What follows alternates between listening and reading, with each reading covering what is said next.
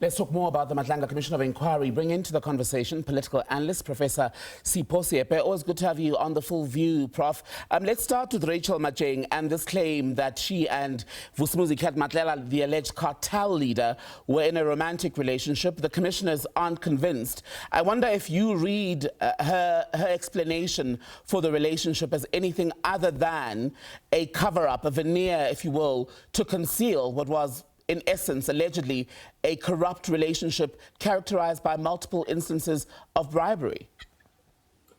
Well, whichever way one looks at it, if it was indeed a romantic relationship, it is improper, it is unethical, because what it does, it creates a certain degree of a conflict of interest. But as the commissioners indicated, that if you look at the WhatsApps and the interaction, there is nothing in it that suggested that a form of a romantic relationship, and which she was putting that as a way of avoiding the flow of money from Matlala to herself. But the commission was very clear that if we look at this carefully, what one sees in terms of when there's a discussion, when there's no discussion, the interruptions at the moment, this suggests that the amount of money that she seemed to have received, and quite a lot of money, is when Vusimuzi Matlala managed to get that contract, which suggests for the commissioners that this is a gratification for the role that she had played in ensuring that Matlala gets this contract. So whether one wants to look at it from her side of the story, it is still improper. But when you look at the evidence before the commission, she was unable to explain the sudden move of money from 10,000, suddenly she now seems to be given 100,000. So effectively for the chair, this comes out as nothing more than a gratification and therefore a form of bribery or corruption.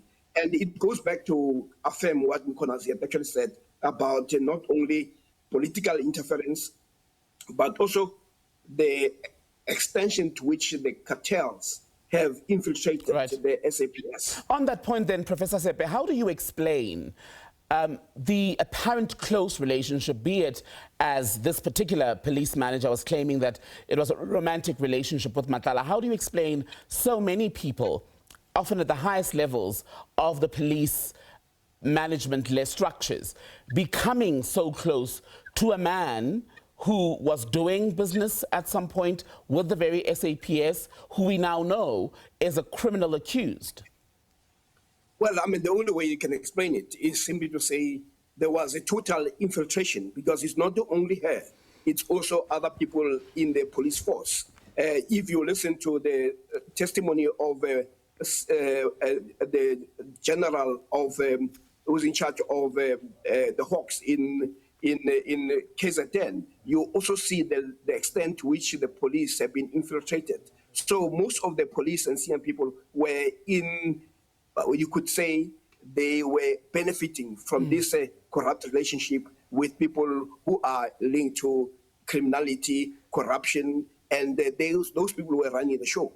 For Rachel Matjeng, then, on the issue of when she became aware, shall we say, of the Medicare 24 contract, Cat Matlala's company, the troubles that were being had there with its delivery, etc., and its suitability to do the work for which it had been given a multi-million rand contract, she tried to explain that she only took an interest about 6 months into the debacle, being corrected by Chair of the Commission, Madlanga, who said, in fact, it was about 8-9 months.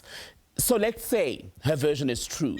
Would that not amount to some level of dereliction of duty where something apparently so sinister was going on, allegedly, and she seems, on her account, to have had no clue?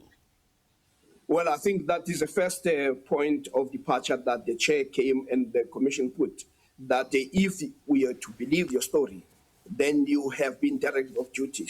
And secondly, what she did that in her presentation, there's been a number of gaps and clear contradictions which pointed out. And I think Sesibaloyi was very clear that her version can only be said to be untrue. And she was very brutal in saying it is actually a lie. So once you have been shown to have lied a number of times, it becomes very difficult for the commission or even for the public to believe that your story is believable. But what is very clear is that it's just an affirmation that the police force have been infiltrated and that they are in the pockets of the cartels. I want to ask you about a separate issue but related. Split among members of the Ad Hoc Committee in Parliament that's also seized with investigating these allegations of corruption in the criminal justice system. They are split currently on the Speaker of Parliament of the National Assembly, Tokoti Diza, deciding to hold off, if you will, on greenlighting the issuing of subpoenas for Brown Mogotsi and Paul O'Sullivan to appear before the committee in person. Do you read that split? In fact, her decision, firstly, Didiza, as the right call, but secondly, do you read the split among the political parties as one that could potentially, along a partisan line, torpedo the work that the committee has done so far? Well, if you read the statement that came from the chief whip of the ANC in the group, she was very clear. First, she agrees that Paul Solomon must come in. She agrees that Mogotsi must come in, and she agrees that there should be an attempt to address the concerns that the Speaker has said. And then she goes on to defend the Speaker, to simply saying, while we as the ANC also agree with the colleagues, we do not want this to become part of political posturing, which is actually fine. I think it might be a minority that may actually think that Paul O'Sullivan may not need to appear. I mean, if you listen to Kohler Barnard when she was asked that question, her posture was that I don't care. So I don't think the others are so married to the idea of him coming in person. But I do think that Paul O'Sullivan would do himself a favor.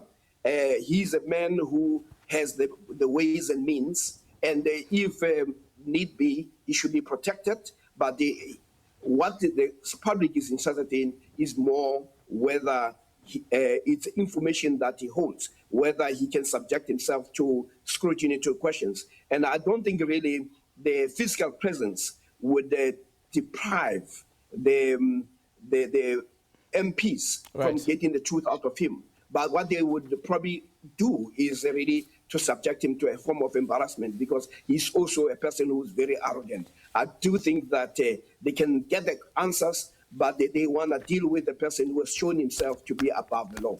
Professor Sipho Seepe, let me thank you for your time. We appreciate you being on The Full View as always. Thank you. You're welcome.